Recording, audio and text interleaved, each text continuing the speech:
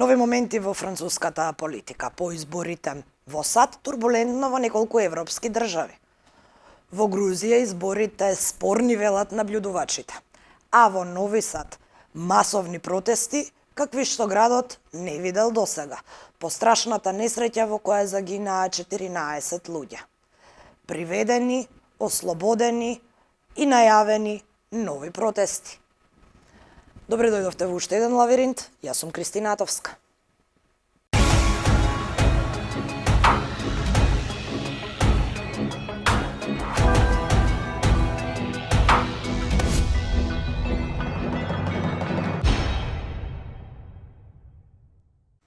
Политички турбуленции, промена на владите речиси низ цела Европа. Во првата сезона разговаравме за изборите во Франција непосредно веднаш по изборите, меѓутоа пред да се конституира новата влада со советникот во француското собрание од партијата на Макрон, господинот Матhias Vasquez. Mr. Vasquez, thank you very much for joining me this time in my studio in Skopje. As promised, last time we talked in Labyrinth, so thank you very much for joining me in my studio. My pleasure. Thank you very much for inviting me. I'm very glad to be here with you on your studio and to discuss a bit further about French and international politics, because as you know, I'm pretty much involved in this scene. Yes, you've been very busy lately, but let's first start with follow-up of our previous conversation about elections in France. When we talked, there was still no government at the moment. The elections just finished. So what is going on at the moment? We mentioned the last time that this is new moment in French politics. So how is the situation in the parliament at the moment? Right, yeah, there's been some news since our last conversation.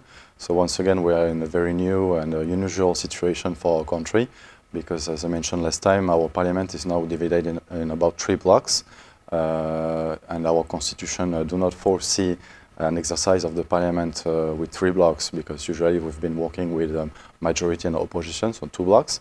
So the question was about making some coalitions in order to function.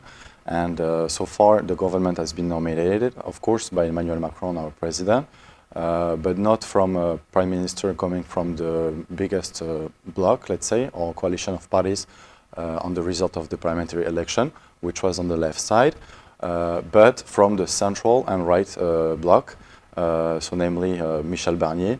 He's a former negotiator for the Brexit for France, and he is now our prime minister, and with a coalition between right and central bloc. So this solution has been found by the President Macron to ensure an institutional stability for our country. And you mentioned that this is a new moment, and Mr. Macron, when he wanted to go to another election, his party lost significant number of seats, and he just wanted to clarify the situation, as he said. So is the situation clarified or even more complicated before the elections? Well, I think I'm not sure if it's really clarified, but what we can see so far is that the government is trying to work on, let's say, text basis, so negotiating with each bloc for each text. So far we started our legislative activities only in October, so quite recently. And we have been studying the budget now since more than a month. And what we can see so far is that they cannot really find agreements between the blocs for this budget. So let's say that each bloc is voting for their own measures and politically communicating on it. So like sometimes the extreme right bloc or the left-wing bloc got a certain victory, let's say, by passing amendments, which was surprising because once again, they have, let's say, each bloc has now the power to pass their own ideas. But eventually what we found out is that they collectively decided to reject the text. So there's been hours and days of negotiations, of discussion of amendments and on this budget, but eventually the budget is rejected. So that means that in a way there is no possibility to find a global agreement between all these blocks to build a constructive budget. And overall, also, like our country is facing quite a financial critical situation, and the initial budget of the government is asking for about 60 billion euro of economy on cuts, and some, of course, let's say almost all blocs are against this common will, and they are proposing ideas for finding new financial sources and to reduce cuts, but each of these blocs are proposing according to their own political agenda. And what if they don't come to an agreement, and until the end of the year, I guess they have to bring and to agree about the budget for the next Absolutely. Our country needs a budget to function, and there are some constitutional tools to ensure that there will be a budget. And so far, this came to a concrete example with the social security budget, because the members of parliament didn't examine the whole text according to the constitutional delay. The initial version has been sent back to the other chamber, the Senate, on the initial version of the government. So as you can see, if the constitutional period of time is not respected, what we call the navette, which means like the examination of the bill from one chamber to another, keeps on going, but with the initial version of the government. So basically, all the amendments and all the work of the members of parliament is just wiped out. And this situation can last a year, because as we talked, according to French constitution, new election cycle is not possible at least 1 year after the previous. So what do you expect to happen in this 365 days, and do you expect new elections in a year? Well, that's correct. Our constitution foresees to wait at least for 1 year before making a new dissolution possible. And many members of parliament are expecting a new dissolution, because we don't so far we cannot find such stability and coalition making between the blocs. So many of them actually do not really come to the parliament, because they prefer to still be on campaign, let's say, on the field in their territories. And that includes also members of the central bloc, which belongs supposedly to the coalition, the governmental coalition. And so that's why we see many members of parliament that are not really present at the parliament, at the National Assembly. But we hope that some other bills will be proposed by the government to make more consensus between the different blocs. So far we got 1 or 2 bills that passed this consensus, but they have, let's say, less political, not value, but impact, let's say, on the country. So far also we are in a certain way lacking of legislative agenda. What we know is that the government announced a new immigration bill by the beginning of next year. And this is, let's say, a message sent to the biggest group at the French parliament, which is the French National Assembly, which is the extreme right, Marine Le Pen and Rassemblement National Party. So most likely this will be, let's say, a possibility for them also to engage their ideas.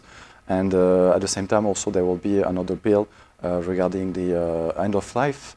This is something I mentioned last time to you, because the dissolution made a brutal end to the end-of-life legislation that we were examining at the time, and this will come back also at the beginning of next year. And I think this will be, let's say, a more consensus topic amongst the members of parliament. But once again, the government is trying to build the coalitions and consensus on not on a daily basis, but on a text-by-text basis. So that's why the legislative agenda is still in progress, let's say.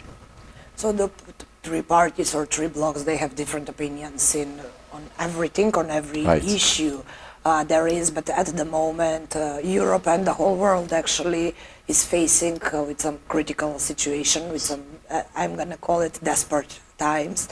So every government, almost every government in Europe, in European countries have changed since the beginning of the year. So it's a little bit complicated inside the Union. So how is France in general acting in the European Union and on the most important issues of the European Union at the moment, like war zones, especially the war on European soil, the immigration, and the enlargement process. Right, you're right. This year has been full with elections, and it's a critical moment for global governance. And of course, our President Emmanuel Macron is still very much committed towards European integration, and he has been also reinsuring the support of France towards Ukraine, for example. And also we've observed some tensions in the Israelo-Palestinian conflict. Namely, yesterday our Minister of Foreign Affairs was in Israel, and he was supposed to intervene in some French position over there, and there's been an issue with Israeli police that decided to seize up two French policemen on the site. So our minister, of course, publicly alleged the situation, and so there are many tensions also in this region. And I hope, obviously, that the French political situation will be not a source of instability and additional instability towards this scene, obviously. And on these key European policies after the French elections, is the French government on the same track as before when it comes to the enlargement process and the migration? I guess not, because you just mentioned the new immigration bill. Yes. For the next year. That's right, that's right. There has not been, from what I know, a statement of our Prime Minister on the enlargement process, so I don't have the answer for that. But of course, Emmanuel Macron is standing up as, let's say, in his diplomatic role, and he is leading on the same line, of course, of enlargement of European Union and of strengthening of our autonomy, and especially on defense aspects. So this is maintained by our president so far, obviously. So I have to ask, because about the latest news. Yesterday there was a meeting in Budapest of the French President Macron and our Prime Minister Velkovski, and the French President also met with Bulgarian President Radev about our issue, and considering the fact that that French proposal came from Macron, maybe this is the right person to talk to when it comes to enlargement process, I guess. So are these meetings just, you know, the conversation like that, or we can expect something really to move ahead after this kind of meetings of the leaders of our countries? Yeah, you're right. As I just said, our President Emmanuel Macron is really leading on the European scene, and this meeting yesterday was part of the European political community, which he created 2 years ago.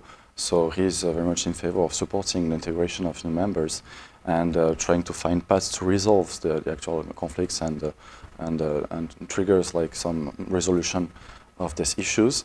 And I think the message that he delivered yesterday is a sign of a willingness, of course, to strengthen the European Union towards its autonomical strategy and towards also its defense, of course, especially after the results of the elections in America. That was my next question. The elections in America just finished. America has a new president, actually old new president, Donald Trump, and half of the leaders in Europe are very afraid of his coming back to power, and some of the leaders are very happy. For example, the Hungarian leader, Viktor Orban. So what do you expect now after the American elections? Will this American choice change the relations between European Union and United States in general, or you don't expect something big to happen, some big changes to happen? Well, we know that Donald Trump's, we know his methods because he has been president already for 4 years in the past. So we still have an idea, of course, of his willingness and the political journey and program regarding the relations with the European Union. Once again, our president yesterday mentioned of the importance to strengthen our European community and European Union, not facing towards the US, but just to build our autonomical strategy. This is part of our agenda and our journey anyways, this is our will. And he has very deep and long-term friendly relationship with Donald Trump, because he was already in power when Trump came in power for the first time. So he was amongst one of the first European leaders to congratulate him for his new election. And of course, this is the choice of the sovereign people of America, and the election was pretty much clear. So we have, of course, to respect it and to continue working and building ties in good intelligence, let's say, between our two countries and blocs, yes. One of his main promises in the pre-election process was ending all wars. Actually, it's very ambitious saying, if I may say, because he promised to end all the wars in one day, which is pretty much impossible. But we know about his good relations with Russian President Putin. On the other hand, that is not a guarantee that the war will stop, because we have two sides. Also, the other country has to agree on any peace agreement, if there is any. So what do you expect him to do regarding Ukraine? Do you expect some cuttings of the finance from the United States to Ukraine? And how is European Union going to act if that something like that happens? Well, this is apparently part of his program indeed. So the European Union needs to be strengthened and to continue supporting Ukraine, and that's also the France position. So it's very important to maintain this on our side at least, because we have to support Ukraine in its war facing Russia, because we don't know exactly where Russia can go. And of course we can also salute the will of Donald Trump to end up with conflicts, because we all want peace and fight for peace, right? So we hope he will use his good relations, as you said, with the president of Russia in order to find maybe some resolution of the conflict, of course. Yes, we all want peace, but it is very important how we can get the peace, and the war is raging for 3 years, almost 3 years. So it's not whatever to Europeans on this soil when there is a war raging near us. And do you see this war, the beginning of this war, making huge changes in the whole continent? Because a lot of, as we mentioned before, a lot of countries faced changes in their governments, in their political parties, ruling parties. So can we consider it that is a fact from the war?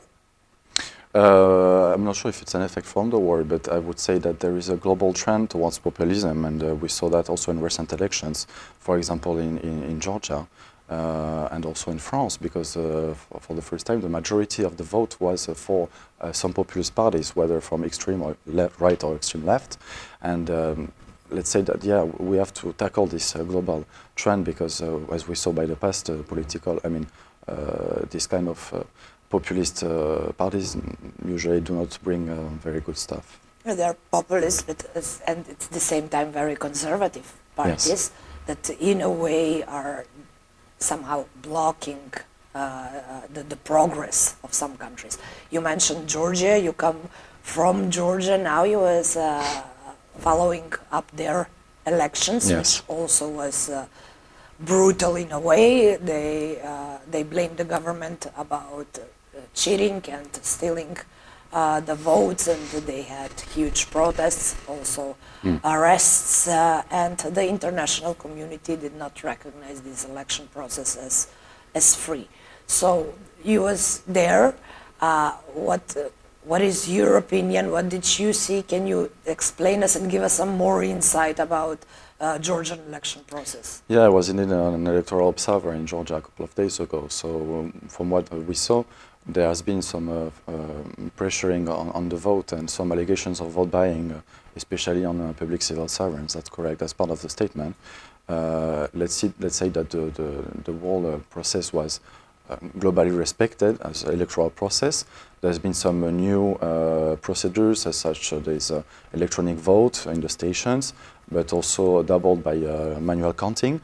There's been one big example of ballot box stuffing, but the election of this polling station was cancelled.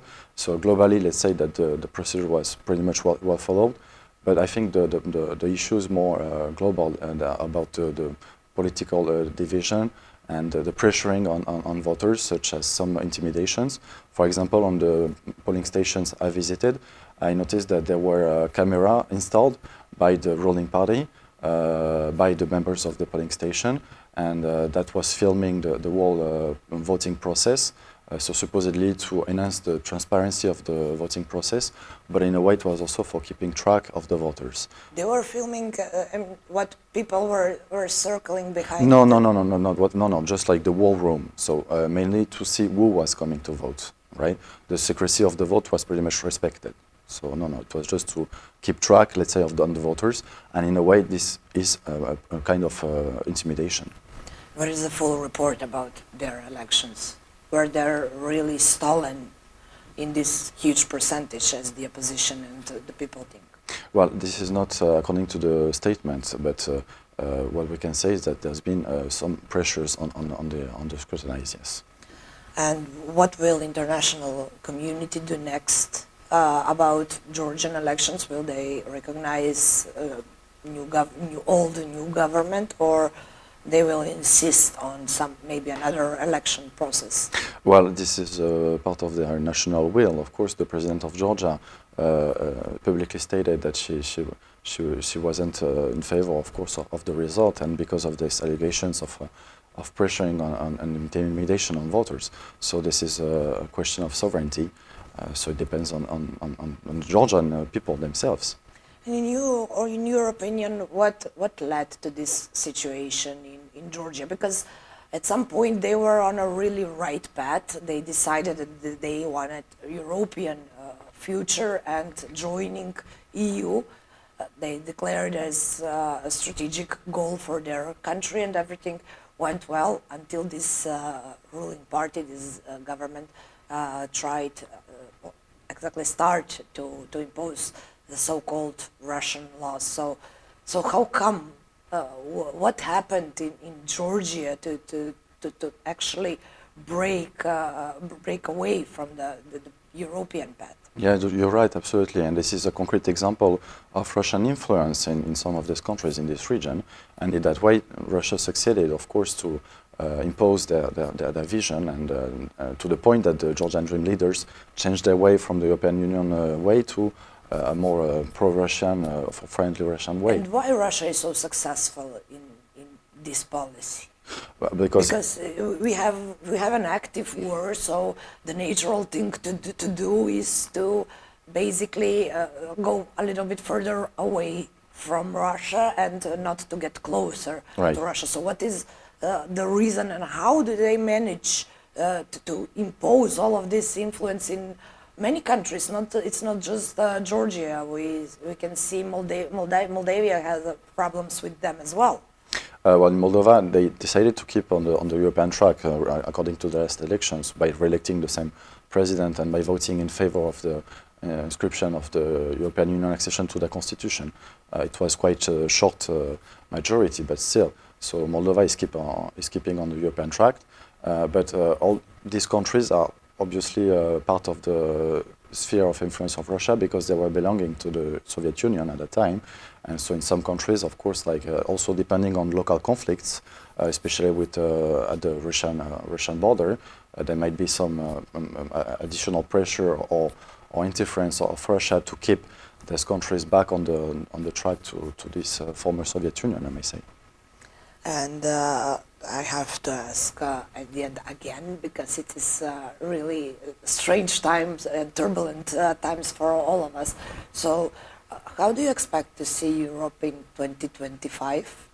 2025, well, this is very short in the time, so there will be other elections by then. There will be new application of these ruling leaders that just became on power. So, I mean, obviously, I hope that we will tend to a peaceful resolution of the ongoing conflicts and of strengthening of national and international solidarity, because we are in a global world that's more and more multipolarized, and I think we need to tend to a certain unity and to a peaceful resolution of conflicts. That's definitely what I wish. And at the end, I really have to ask about NATO alliance, because the Ukrainian president, Mr. Zelensky, he proposed a peace plan and victory plan after, so that victory plan actually includes invitation and joining NATO, which NATO countries and some of the leaders said it's not possible while the war is still ongoing. So what will happen with these relations with Ukraine if Mr. Zelensky continue to ask and to put joining a NATO alliance condition to go to negotiations? Well, obviously he wants to securize his country with a defense alliance, and we can understand because his country is victim of an attack. So obviously this is part of his conditions, but first of all, like, let's say, as I say, like the main point is to lead to a peaceful resolution of the conflict, and this is, let's say, a decision that belongs to him and to the NATO community, of course. But we can at least easily understand his conditions of negotiations, I think, in this way. But you think that all the NATO members will stay on their opinion and not let Ukraine join the alliance before the end of the war? Well, I guess I hope, and it's also it is a question also regarding the election of the new president of America, of United States, and so we will have a new answer, let's say, very soon, I imagine. But so far, yes, I would say. Yes, and we could almost immediately see some changes in Europe after American election. Actually, we have some new moment in German politics. They may go out on new elections. They have internal turbulences now. So, do you expect more turbulences inside Europe as aftermath or as after these American elections and Trump coming back to power? Well, I hope so not, because there is no need to add chaos to the chaos, of course. Once again, we need to keep this unity and stability, and of course we don't have to be divided by, try not to be divided by these internal tensions, but as we can see, it impacts a certain number of European countries right now, so that's why we have to act on it to at least conserve and act for global unity within the European Union, and this is strategical for our future, of course. And at the end, I'm going to return to our problems and issues, and that is our EU aspirations and the enlargement process. Now, basically, in the majority of the member states, the right wing is back to power. So does this mean that we can expect more blockages of the enlargement process, or this EU strategic goal will remain the same? Because we all know that, the statements that come from European Union are that there won't be new member states before 2030, but 2030 is a long period of time. There is five years until then. So what do you expect to happen with the enlargement process? Well, from what I know, they didn't say, they said that this will be an objective by 2030, right? Which is, I prefer to see it in a positive vision, because still there is a need for implementation of negotiation chapters within the new members and the candidate members. And we all know that this needs a certain time to be enforced. So that means that the track is still open for integration of new members. So I prefer to see it on this side, let's say. And of course it will depend on the will of the new Macedonian government, and especially about the resolution of the question with Bulgaria. So they will have to find, to propose a resolution to keep on the track, and I have good faith about it. And the Macedonian government has one interesting proposal about the constitutional changes, that if we make it, they may have some postponed activity. So what is France thinking about this? What is French opinion about this proposal? Well, France proposed a way of resolution of this issue during the French presidency of the Council, of the European Council, and so this was leading to a proposal of agreement. So it's asked now to be enforced, and this depends, of course, once again, of the Macedonian power.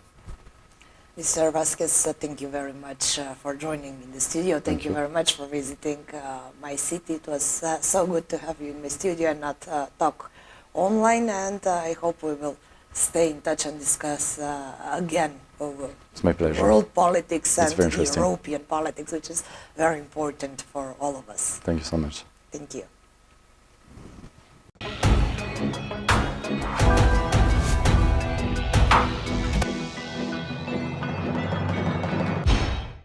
Novi Sad излезе на најмасовните протести. Досега по страшната несреќа која се случи на железничката станица кога падна на стрешницата и загина 14 луѓе, меѓу кои и македонскиот научник Васко Саздовски, кој бил вработен во Новосадскиот институт Биосенс.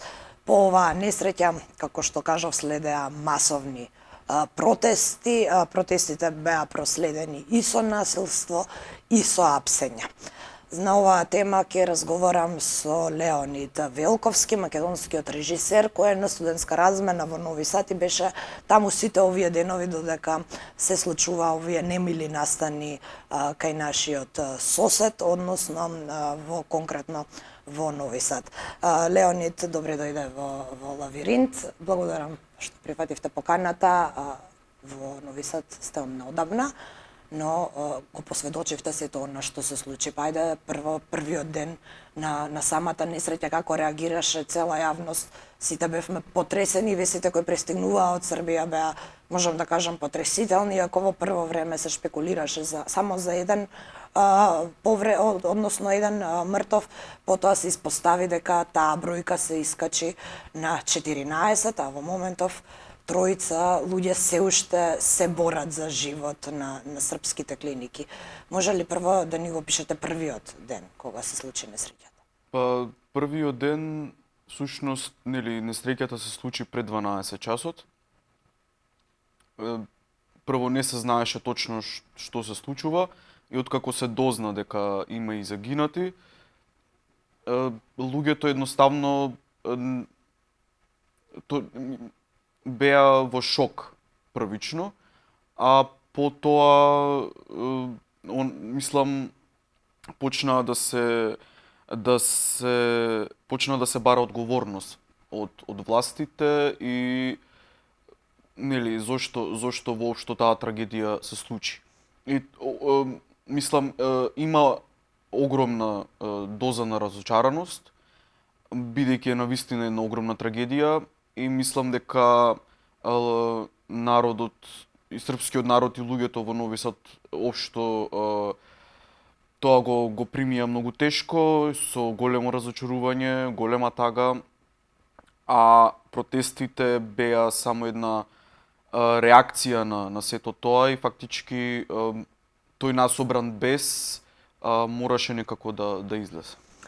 Зборуваме за бес насобран и од претходно, не само од несреќата, ова го прашувам бидејќи можевме да забележиме огромен број на луѓе кои излегоа во Нови Сад, а неколку медиуми веќе го карактеризирава како можеби и најмасовниот собир во овој град. Па да, по некои статистики 22.000 луѓе има искочено на протестот. Значи се чекаше тридневната жалост да помине. Едниот ден беше ден на жалост во цела Србија, 3 дена во Нови Сад. Потоа, значи, тоа беше вторникот кога беше протестот и веднаш по завршувањето на тридневната жалост. Луѓето се организира во 18 часот.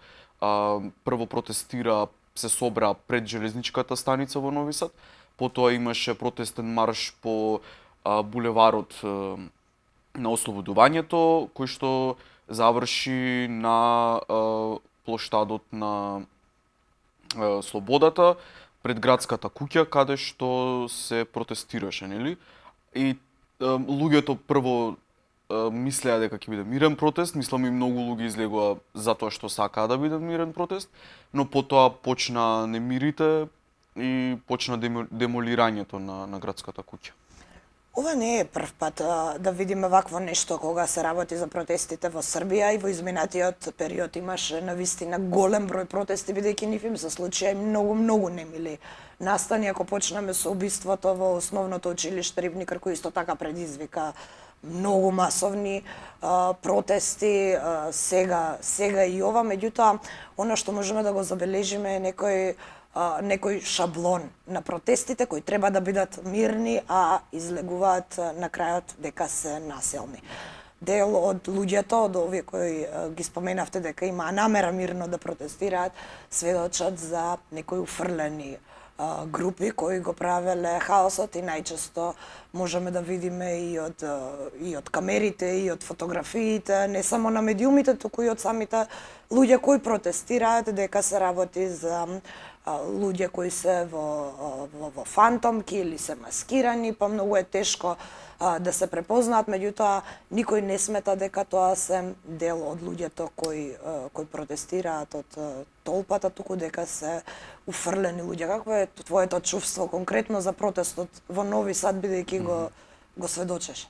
Да, првично изгледаше како мирен протест, но потоа да имаше уфрлени, значи, провокатори кои што почнаа да провоцираат, мислам, фактички фрлањето на црвената боја врз градската куќа беше на некој начин перформативно, нели, перформативен начин на изразување на бесот и незадоволството, меѓутоа почнаа потоа да фрлаат со камења,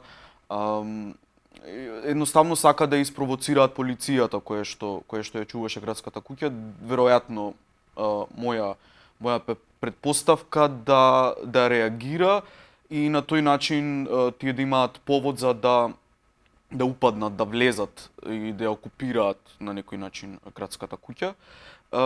Имаше обиди да се влезе во градската куќа, тоа беше барањето и на организаторите, меѓутоа и на пратениците од опозицијата да влезат во градската куќа, да им покажува легитимации на полицијата, дека се пратеници, меѓутоа полицијата на никој начин не реагираше во моментот кога ќе се засилеше насилството и пушта, значи, солзавет за да ја, нели, растерат толпата. Меѓутоа сепак не успеа да влезат. Имаше уште еден момент каде што, нели, имаше повторно на перформативен начин пуштија фекали од цистерна.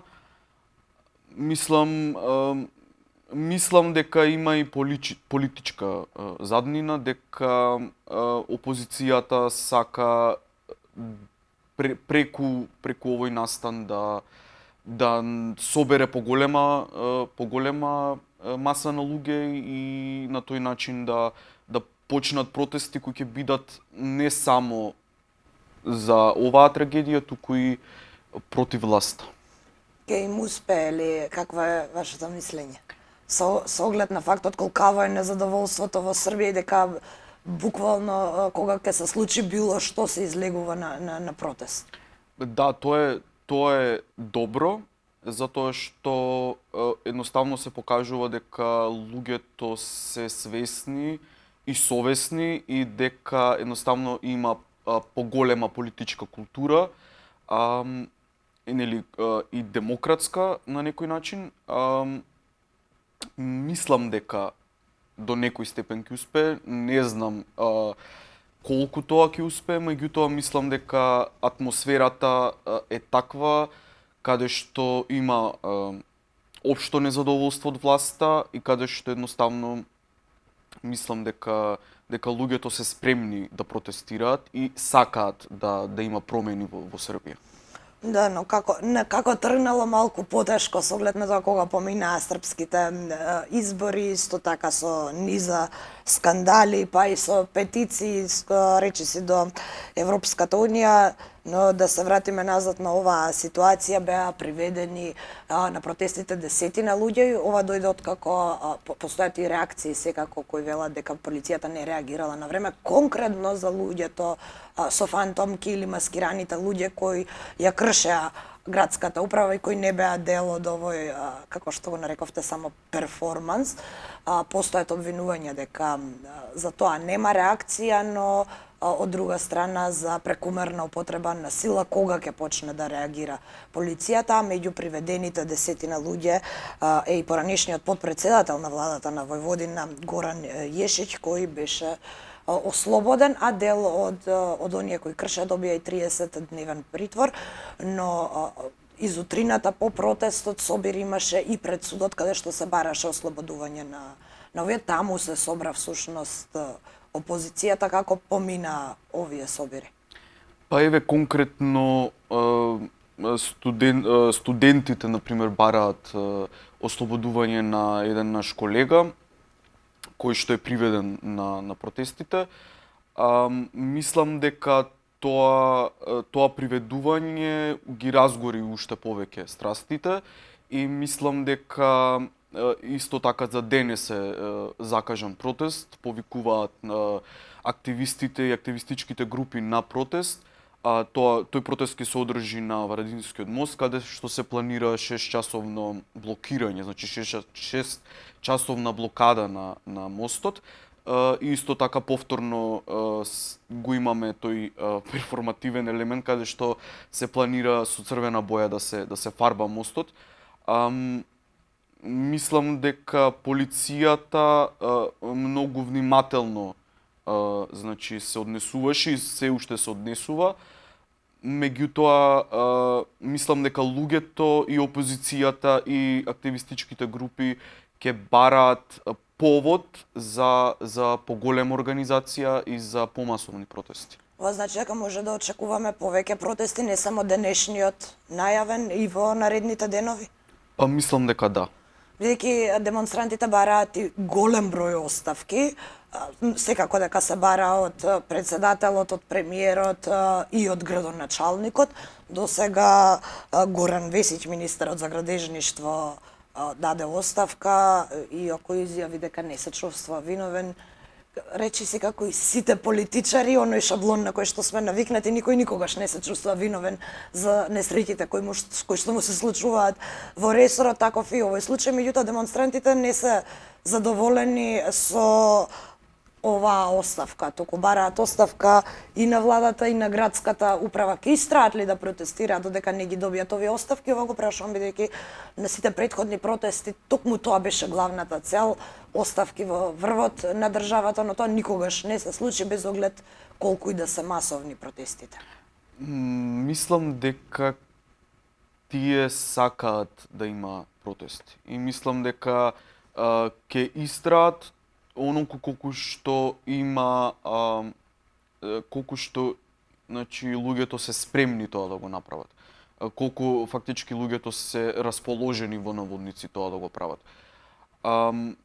Сепак мислам дека едноставно на некој начин луѓето навистина се незадоволни од власта и мислам дека баш тоа однесување на политичарите како на Весич и им пречи и не се задоволни од одговорите кои што ги добиваат од политичарите и сметаат дека тие директно се виновни, тие се виновниците за тоа што се случи, за трагедијата која што се случи, затоа што например ако го земеме предвид масовното убиство во Рибникар, тоа не можеше целосно да се на некој начин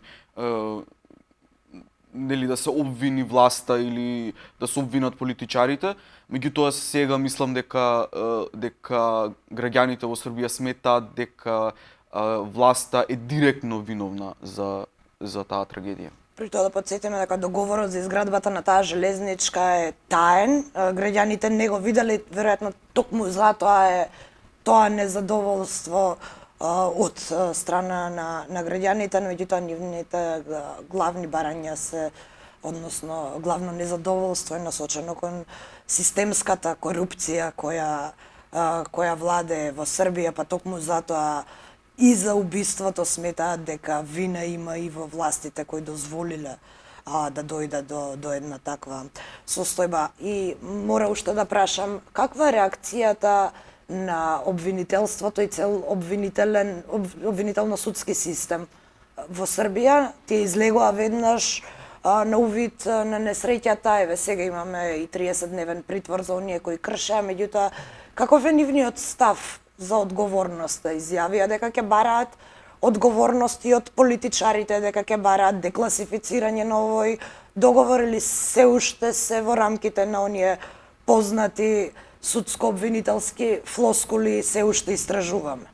Мислам дека повеќе да се служат со тие флоскули и мислам дека не знам колку тоа ќе биде успешно. Мислам се уште трае истрагата.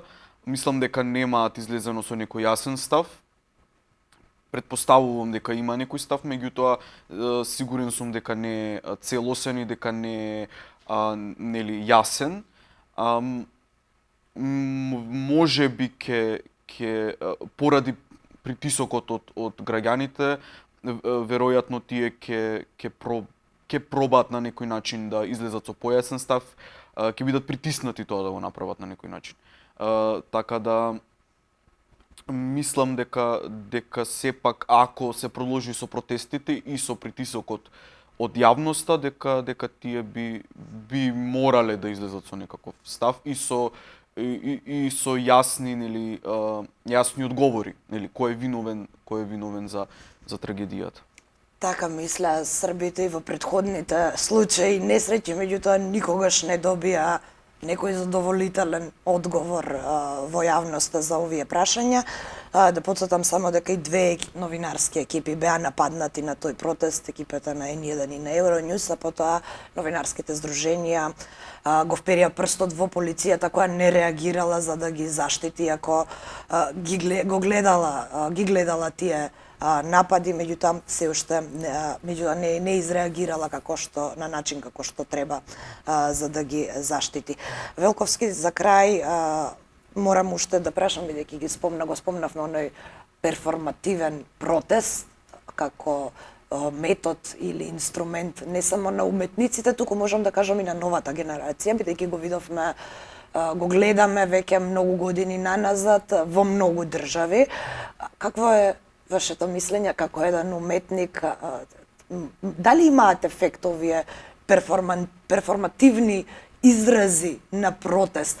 Ние се сеќаваме и во Скопје дека голем дел од институциите беа офарбани и шарани, па и Министерството за правда беше долги години оставено, фарбано од истите овие причини, од перформативен протест.